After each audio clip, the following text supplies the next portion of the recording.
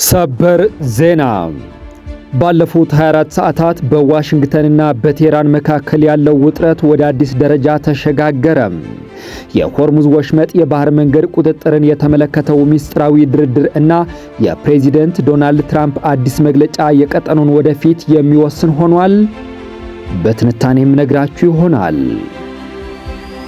የሩሲያና የዩክሬን የሰማይ ላይ የሞት ሽረት ውጊያ ተፋፋመ።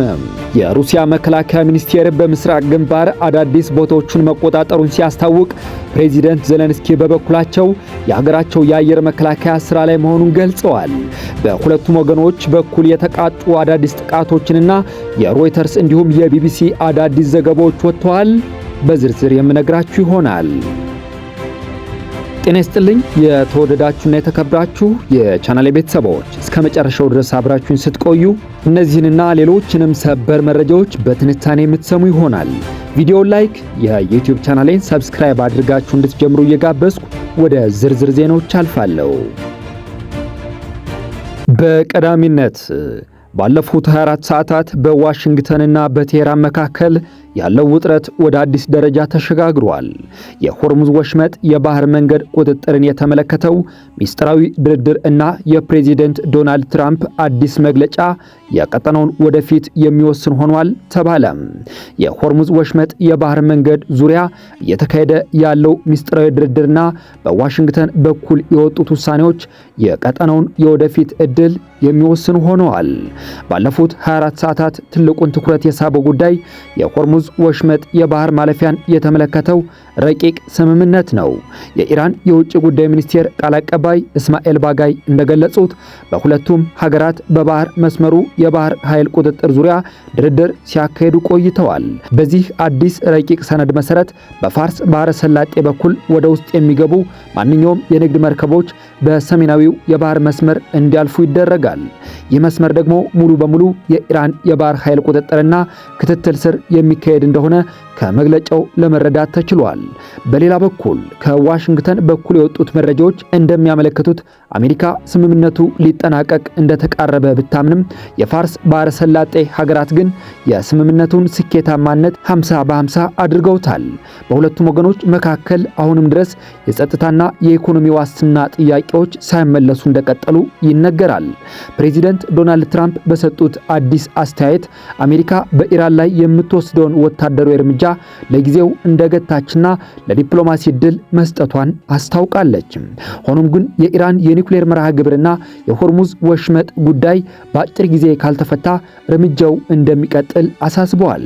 የአሜሪካ የውጭ ጉዳይ ሚኒስትር ማርኮ ሩቢዮ በበኩላቸው ከኢራን ጋር የሚደረገው የሆርሙዝ ወሽመጥ ስምምነት በአጭር ጊዜ ውስጥ ይጠናቀቃል የሚል ተስፋ እንዳላቸው ገልጸዋል። ነገር ግን በቴህራን በኩል ባለው ውስጣዊ የፖለቲካ ልዩነት ምክንያት የስምምነቱ ተግባራዊነት አሁንም በጥርጣሬ የተከበበ ነው። ወታደራዊ ተንታኞች እንደሚያመለክቱት አሜሪካ በቀጠናው ያላትን የጦር ኃይል አሰላለፍ ስታነሳ ዲፕሎማሲያዊ ጫናን አጠናክራ ቀጥላለች። ይህ እርምጃ ዋሽንግተን በድርድሩ ወቅት የበላይነቱን ለመያዝ የምታደርገው ስትራቴጂ እንደሆነ ይገመታል። በኢራን በኩል በጦርነቱና ማዕቀቦች ምክንያት የከተማ ግንባታ ዕቃዎች ዋጋ 100 በመቶ ጨምሯል። የቴህራን የህንፃ ግንባታ ማህበር እንደወጣው መረጃ የመኖሪያ ቤቶች ግንባታ ወጪ ከዚህ ቀደም ታይቶ በማይታወቅ ደረጃ በከፍተኛ ሁኔታ አሻቅቧል።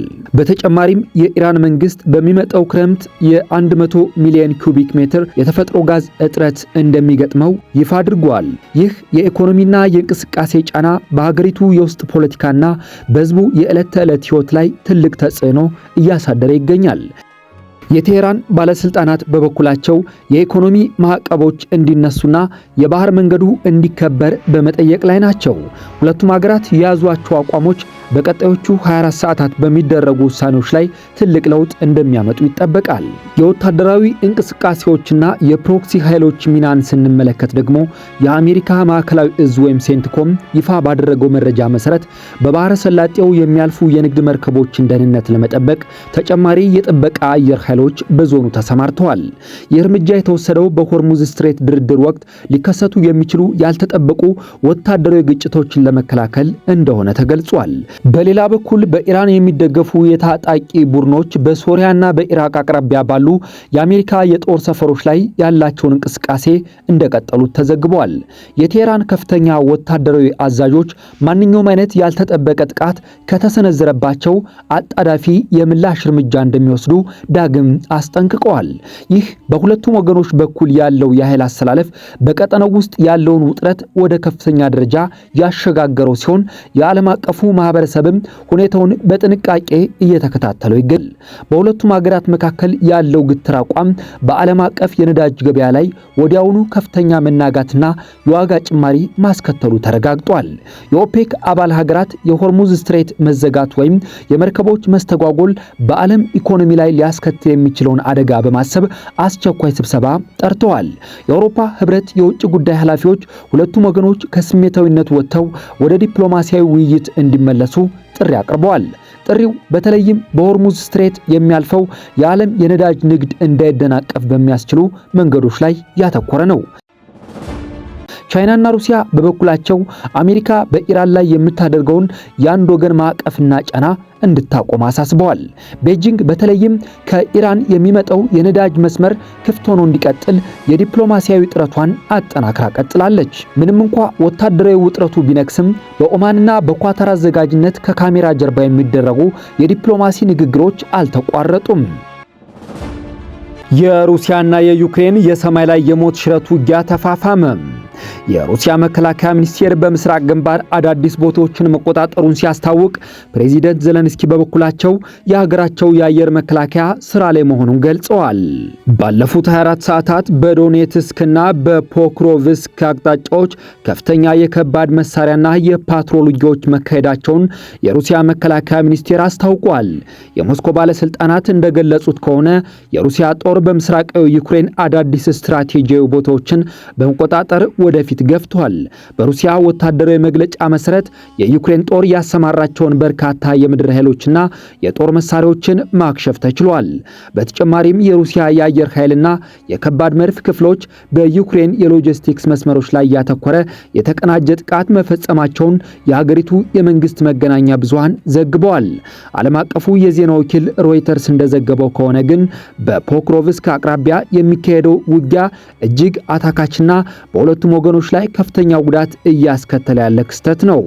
የሩሲያ ጦር የእግረኛ ኃይሉን ቁጥር በመጨመር ግንባሩን ለመስበር ጥረት እያደረገ እንደሆነም ተገልጿል። በሌላ በኩል የዩክሬን ጦር ሰራዊት ጠቅላይ ኤታማዦር ሹም ባለፉት 24 ሰዓታት የሩሲያን የፊት መስመር ጥቃቶች በጽናት መመከታቸውን ይፋ አድርገዋል።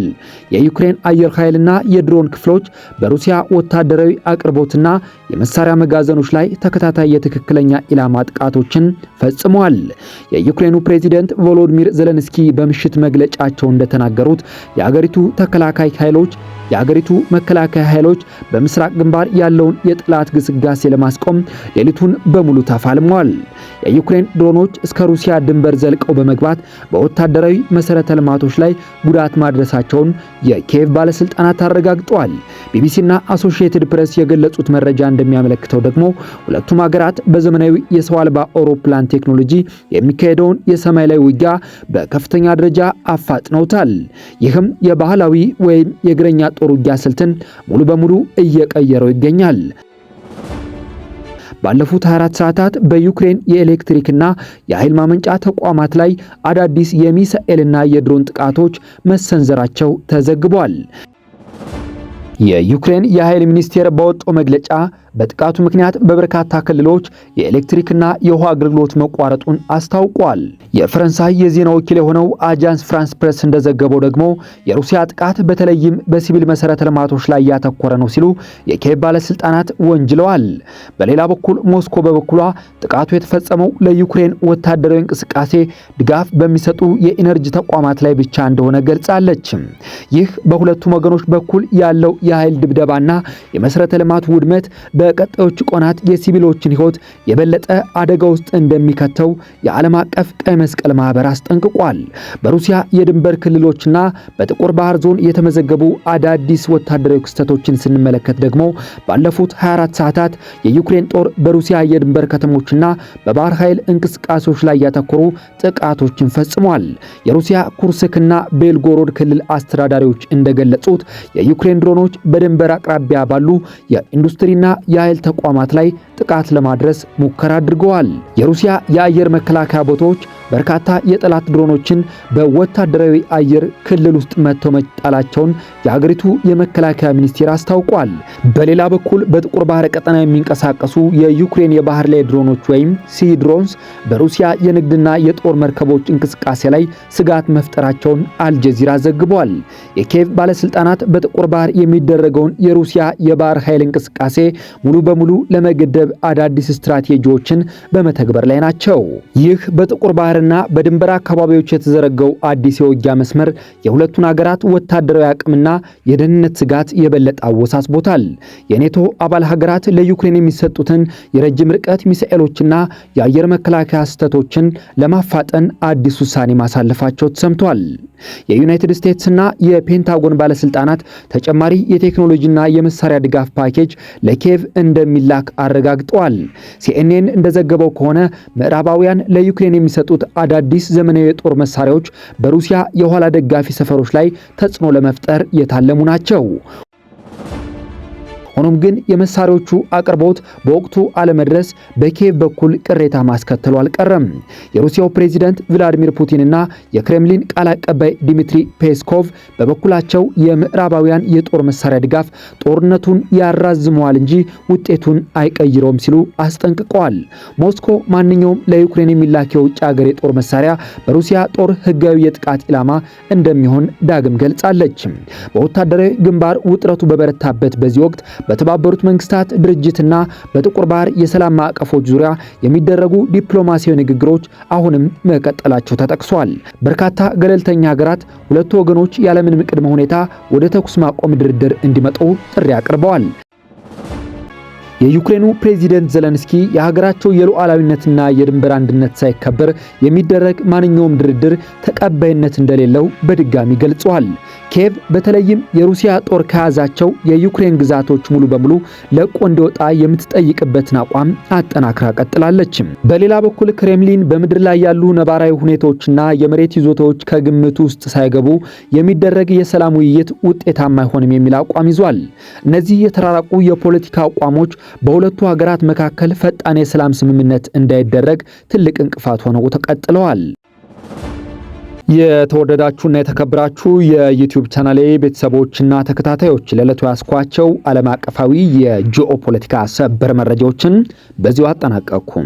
ቪዲዮውን ላይክ፣ የዩቲዩብ ቻናሌን ሰብስክራይብ እያደረጋችሁ የሚዲያው አጋር ቤተሰብ ይሁኑ እያልኩ ሰላም እንድትቆዩ ተመኘሁ።